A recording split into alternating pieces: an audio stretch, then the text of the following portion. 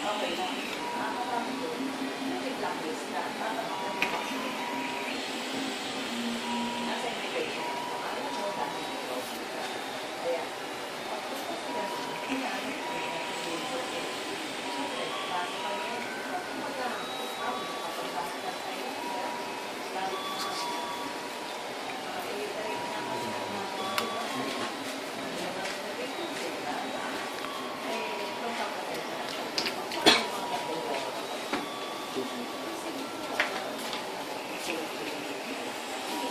ganyan na lang ang hands on.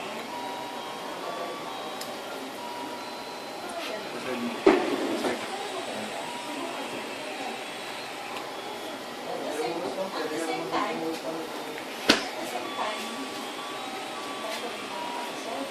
Nakapilos ko na ba ako eh?